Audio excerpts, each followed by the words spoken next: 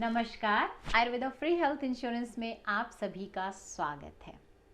आज हम किचन में बहुतायत यूज होने वाले येलोइश ब्राउन जो कि ग्रीनिश टिंज लिए हुए होता है, ऐसे मसाले जो कि औषधीय गुणों से भरपूर होता है और सभी के लिए फायदेमंद होता है। जी हाँ, मैं धनिया या कोरिएंडर के बारे में बात कर रही हूँ। स्पाइसेस एंड हर्ब्स की सीरीज में आज हम जानेंगे धनिया के रस, गुण, वीर्य, विपाक क्या है, मोड ऑफ एक्शन क्या होता है और हमारे शरीर के विभिन्न जो तंत्र हैं या बॉडीली सिस्टम है उन पे क्या क्या कर्म या एक्शन इसके होते हैं। तो चलिए शुरू करते हैं। सबसे पहले धनिया के समानार्थी शब्द या सिनोनिम्स को जानते हैं जो कि हमें इसके गुण और कर्मों से अवगत कराते हैं। पहला है धान्यक। शूद्र धान्य के सदृश बीज होने के कारण, यानी कि जो छोटा अनाज होता है उसके जैसा बीज होने से। छत्रा, छत्राकार पुष्प वाला, यानी कि इसका जो फूल होता है वो छत्राकार होता है। कुस्तुम्बरु, कुत्सितम रोग समूहम तुम्बति अर्दयति इति, यानी कि जो रोग समूहों को नष्ट करे। वितुन्नक, विगतम तुन्नम दुखम अस्मात्, जिसके सेवन से कष्ट दूर हो जाए।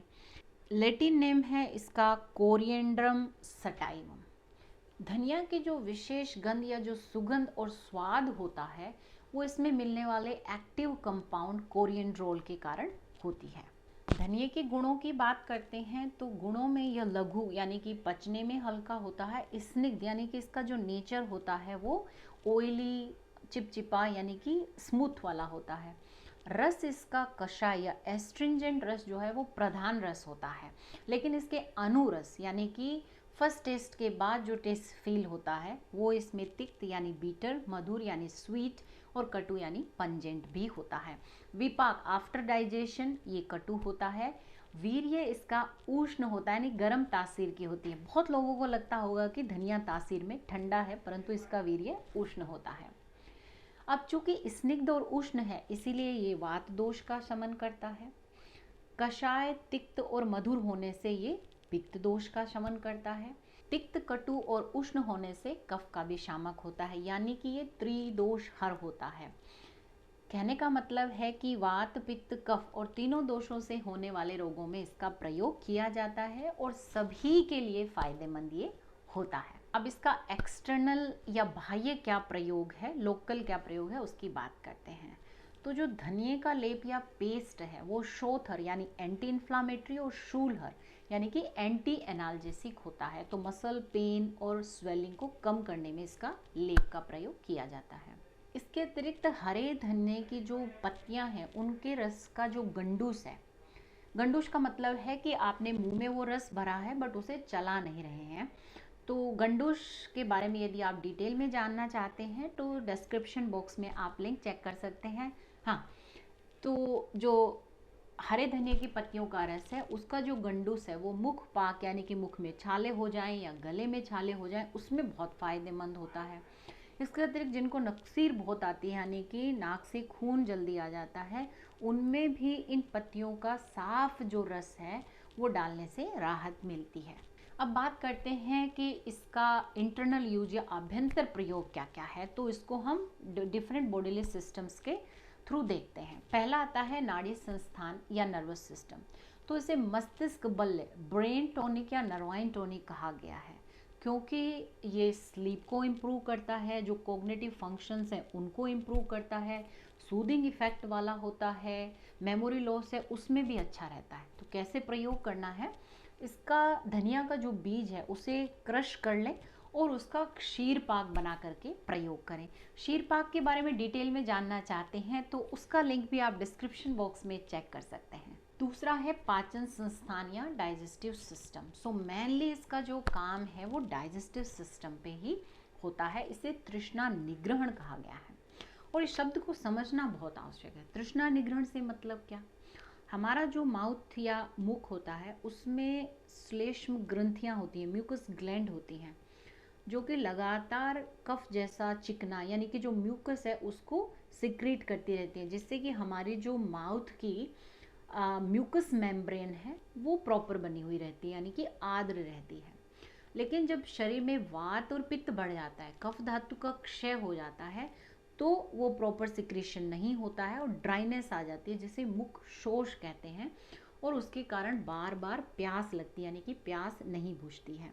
तो मुख शोष को और तृष्णा को कम करने का कार्य जो करते हैं उसे तृष्णा निग्रहण कहते हैं, यानी कि जहाँ पे ये दोनों रोग हैं उसमें ये उपयोगी होती है। इसके अतिरिक्त बहुत सारे जो मॉडर्न मेडिसिन हैं उनके साइड इफ़ेक्ट के रूप में भी dry mouth and thirst, excessive thirst वो होती है, जैसे कि जीरोस्टोमिया कहा जाता है। तो अगर ऐसी कोई समस्या है तो उसमें भी धनिए का पानी बनाकर अगर आप पीते हैं तो बहुत फ़ायदा करता है। इसके अतिरिक्त ये रोचन, दीपन, पाचन, ग्राही और कृमिघ्न प्रभाव वाली होती है, यानी कि जहाँ पे ठीक से भूख नहीं लगती है, खाना ठीक से नहीं पच रहा है, नोजिएटेड फीलिंग रहती है, उनमें भी अच्छा रहता है। साथ ही जो भी पेट के वर्म हैं या कृमि हैं उनमें भी ये फ़ायदा पहुंचाते हैं। नेक्स्ट है श्वसन संस्थान या रेस्पिरेटरी सिस्टम। तो इसे कफग्न कहा गया है, यानी कि इसके जब स्टीम को इनहेल करते हैं तो ये ब्रोंको डायलेटर होती है, यानी कि जो ब्रोंकाई होती है उनको डायलेट करती है। साथ ही जो गाढ़ा म्यूकस है उसको ये क्लियर करती है, तो कास और श्वास में इससे हेल्प मिलती है। नेक्स्ट है मूत्र व संस्थान या यूरिनरी सिस्टम। तो इसे मूत्र विरेचनीय और मूत्र विरजनीय कहा गया है। मतलब जहाँ पर मूत्र क्रचर है, यानी कि कठिनाई से यूरिन पास होता है या पेन के साथ पास होता है। इसके अतिरिक्त पैथिक प्रमेह है, जिसमें क्या क्या सिम्टम्स हैं कि येलोइश ब्राउन यूरिन है, फॉल स्मेलिंग यूरिन में आ रही है, बर्निंग सेंसेशन है, बॉडी में हीट और थर्स्ट बहुत हो रही है। ऐसे सिम्टम जहाँ हैं यूरिनरी सिस्टम में तो धनिया के प्रयोग से बहुत फ़ायदा मिलता है। नेक्स्ट है प्रजनन संस्थान या रिप्रोडक्टिव सिस्टम। तो काम उन्माद, जहाँ पे एक्सेसिव सेक्सुअल डिज़ायर या हाइपर सेक्सुअलिटी है उसमें इसका प्रयोग बताया गया है। चूँकि बहुत पित्त और रज शरीर में बढ़ जाता है उसके कारण ऐसा होता है, और ये चूँकि पित्त को शांत करता है, कामिंग और सूदिंग इफेक्ट वाला होता है, इसलिए इसमें इफेक्टिव होता है। नेक्स्ट है तापक्रम, यानी कि ये फीवर और फीवर से एसोसिएटेड सिम्टम हैं या फिर उसके कॉम्प्लिकेशंस हैं, जैसे हेडेक है, प्यास बहुत लग रही है, नोजिएटेड फीलिंग है, शरीर में बहुत बर्निंग फील हो रही है, वहाँ पे ये बहुत हेल्पफुल होता है, क्योंकि हाइड्रेशन करता है, डिटॉक्सीफाई करता है, साथ ही जो हमारा डाइजेस्टिव सिस्टम है उसको सपोर्ट करता है। तो किस तरह से वहाँ यूज़ करना है, इसका हिम बना करके यूज़ करना, मतलब कोल्ड इन्फ्यूज़न या फांट जिसको कहते हैं।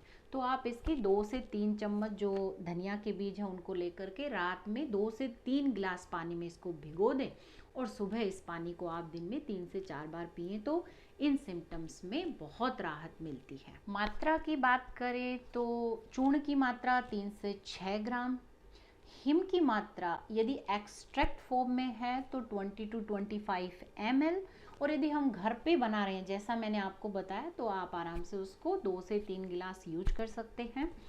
तेल की मात्रा है 1 से 3 बूंद। इसके विशिष्ट योग हैं धान्य कादि हिम, धान्य पंचक्वात आदि। तो आज धनिया के बारे में कुछ नए फैक्ट आपने जाने होंगे और जानना होगा कि किस तरह से धनिया बहुत सारे रोग और रोग के लक्षणों से हमें छुटकारा दिला सकता है। उम्मीद है ये वीडियो आपको पसंद आया होगा। यदि पसंद आया है तो लाइक ज़रूर करें, अपने फ्रेंड्स और फैमिली के साथ शेयर ज़रूर करें, और यदि कोई प्रश्न आपके दिमाग में हो तो कमेंट बॉक्स में हमें ज़रूर बताएं। मिलते हैं अगले वीडियो में एक नए स्पाइस के साथ। तब तक के लिए take good care of yourself because health is wealth.